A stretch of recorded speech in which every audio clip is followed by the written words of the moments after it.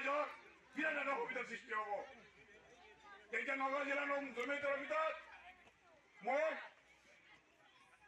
বিভিন্ন সংগঠনৰ MLA মন্ত্ৰীসকল জমিয়ত উলামা তেওঁলোকে মোক এটা দায়িত্ব দিছে যে নগাঁও জিলাৰ সংখ্যালঘু ছাত্ৰ ইউনিয়নৰ মই সভাপতি হিচাপে দায়িত্বভাৰ কৰিছিলোঁ। তেতিয়া 11টা সমষ্টি আছে, মই 3টা বছৰ সংখ্যালঘু সভাপতি আছিলোঁ। এতিয়া আপোনালোকে জানে 82-83 যিটো লিলিন আন্দোলন হৈছিল, যেতিয়া আন্দোলন হৈছিল নগাঁও জিলাত কাৰ্ফুৰ সৃষ্টি হৈছিল, আমাৰ মুৰব্বীসকলে জানে। সেই কাৰ্ফুত ৰামচন্দ্ৰ স্কুল আছিল, ৰামচন্দ্ৰ স্কুলক কেনেলেন বল আছিল। তেতিয়া মই তেখেতৰ পৰা 2 ঘণ্টা সময় লৈছিলোঁ। যিদিনা ঘৰত নগাঁও সভাপতি লিলিয়াৰ অত্যাচাৰত 17,000 মানুহ মৰিছিল, এতিয়া কোনো মানুহ ওলোৱা নাছিল। মই সংখ্যালঘু মানুহৰ কাৰণে মই তাতে গৈ মই জানাজা পঢ়ি লাছখিনি পুষ্পৰণ কৰালো। নগাঁও চিকিৎসালয়ত পুষ্পৰণ কৰাই খ্ৰীষ্টানৰ ৰাইজৰ বিৰাট এটা সুবিধাৰ সৃষ্টি হ'ব। এতিয়া নগাঁও জিলাৰ জমিয়তৰ ভিতৰত মোক বিভিন্ন সংগঠনৰ MLA মন্ত্ৰীসকল জমিয়ত উলামা তেওঁলোকে মোক এটা দায়িত্ব দিছে যে নগাঁও জিলাৰ সংখ্যালঘু ছাত্ৰ ইউনিয়নৰ মই সভাপতি হিচাপে দায়িত্বভাৰ কৰিছিলোঁ। তেতিয়া 11টা সমষ্টি আছে, মই 3টা বছৰ সংখ্যালঘু সভাপতি আছিলোঁ। এতিয়া আপোনালোকে জানে 82-83 যিটো লিলিন আন্দোলন হৈছিল, তেতিয়া আন্দোলন হৈছিল নগাঁও জিলাত কাৰ্ফুৰ সৃষ্টি হৈছিল, আমাৰ মুৰব্বীসকলে জানে। সেই কাৰ্ফুত ৰামচন্দ্ৰ স্কুল আছিল, ৰামচন্দ্ৰ স্কুলক কেনেলেন বল আছিল। তেতিয়া মই তেখেতৰ পৰা 2 ঘণ্টা সময় লৈছিলোঁ। যিদিনা ঘৰত নগাঁও সভাপতি লিলিয়াৰ অত্যাচাৰত 17,000 মানুহ মৰিছিল, এতিয়া কোনো মানুহ ওলোৱা নাছিল। মই সংখ্যালঘু মানুহৰ কাৰণে মই তাতে গৈ মই জানাজা পঢ়ি লাছখিনি পুষ্পৰণ কৰালো।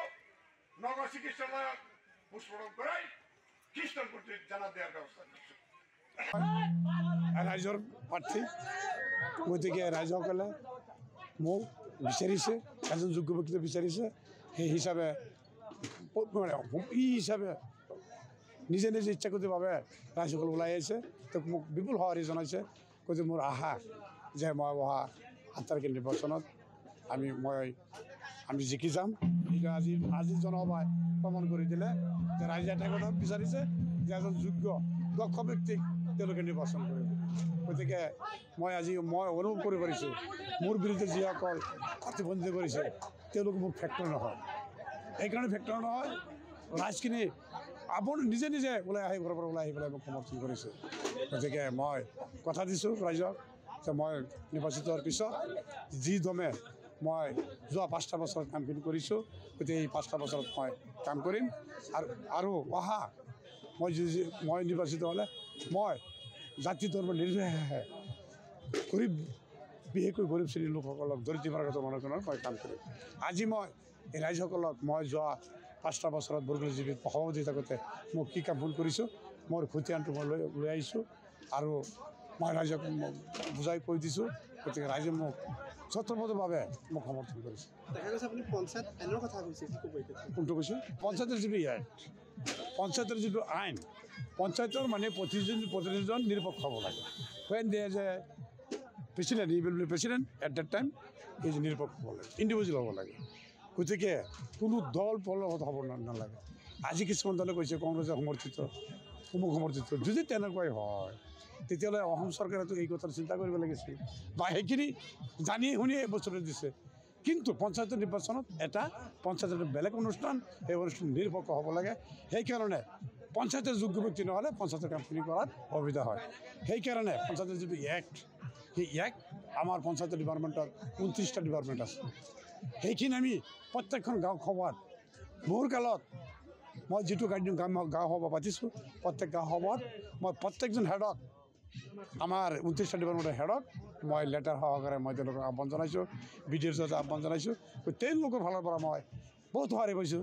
যেনে আমাৰ ই যিটো স্কিম MGNREGA সেইটো আমি পাইছোঁ ৰাইজৰ ফালৰ পৰা JJM স্কিম যিটো আছে মই অফিচাৰক মাতি আনি ছাৰ্ভে কৰাই আজি নতুনকৈ মই বৰগুলিত প্ৰায় 14টা JJM স্কিম দিব লগা হ'ল য'ত নেকি 14জন মানুহ নিযুক্ত হৈছে তেওঁলোকৰ পৰিয়ালটো সুকৰ্ম চলি আছে এটা চাকৰি নিশ্চয় হৈছে গতিকে সেইকাৰণে ৰাইজে আজি বুজি পাইছে মোৰ জীৱন কাহিনীটো তেওঁলোকে মই দাঙি ধৰিছোঁ আৰু কাৰ্যকাল 5 বছৰ কি কৰিলোঁ এইখিনি মই দাঙি ধৰিছোঁ এইখিনি তেওঁলোকে জ্ঞাত হৈছে গতিকে অহা যিকেইটা দিন আছে আৰু আজি যিটো নিৰ্বাচনী সভাত যিখিনি আমাৰ জনসভা হৈছে যিখিনি মানুহ আহিছে আৰু অহাৰ 3-4 দিনত চব মানুহ ওলাই আহিব বুলি মোৰ এটা ধাৰণা আৰু যি কংগ্ৰেছ দল আছে অমুক দল আছে আমাৰ মোৰ লগত প্ৰাৰ্থীসকল আছে তেওঁলোকে মোৰ আজিৰ পৰাই প্ৰমাণ হৈ যাব পাৰে তেওঁলোকে চাব পাৰে যে তেওঁলোকে মোৰ কোনো প্ৰতিদ্বন্দ্বী নহয় দেখা গৈছে যে সেইটো বাদ দিয়ক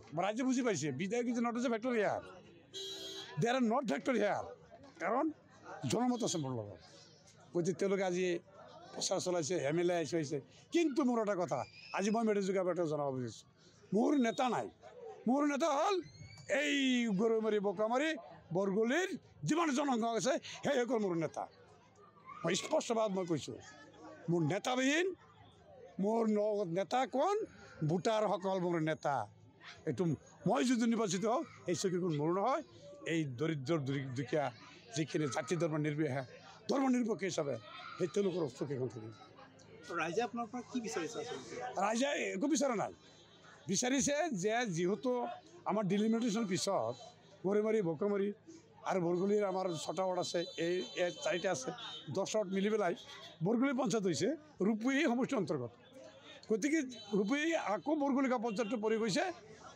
আমাৰ বঙৰাগুৰি ব্লকত গতিকে ব্লকত ৰাইজে বিচাৰিছে যে ব্লকত এজন উপযুক্ত মানুহ পঠিয়াওক কাৰণ তেওঁলোকে জানিব পাৰিছে যে যোৱা 5টা পঞ্চায়তত কেনেকৈ মই প্ৰতিনিধিত্ব কৰিছোঁ ভোটাৰ ৰাইজক কি আহ্বান জনাব ভোটাৰ পৰা আহ্বান জনাইছোঁ মই কৰজোৰা আহ্বান জনাইছোঁ যে মই আপোনালোকৰ প্ৰাৰ্থী আজি যে মোক নিৰ্বাচিত কৰে মই নিৰ্বাচিত নহয় সেইটো আপোনালোকৰ ৰাইজে নিৰ্বাচিত আপোনালোকে মোৰ নেতা গতিকে মোৰ লগত MLA নাই মন্ত্ৰী নাই একো নাই আছে কোন আমাৰ এই দৰিদ্ৰ সীমাৰেখাৰ তলৰ মানুহখিনি মোৰ লগত আছে ভোটাৰসকল আছে মহিলাসকল আছে বিভিন্ন যিখিনি মানুহ আছে জাতি ধৰ্ম নিৰ্বিশেষে মোক সমৰ্থন জনাইছে মই নিজেই অত্যন্ত সুখী হৈছোঁ যে তেওঁলোকে যে মোৰ কথাখিনি শুনিছে আজি মই একদম মোৰ জীৱন লাইফ হিষ্টৰী আৰু পঞ্চায়তৰ যিখিনি ডেভেলপমেণ্টৰ কাম স্কিমৰ কথা তেওঁলোকে বুজাই কৈছোঁ তেওঁলোকে জ্ঞাত হৈছে যে অহাকালিৰ পৰা তেওঁলোকে যিটো প্ৰচাৰ চলাব মোৰ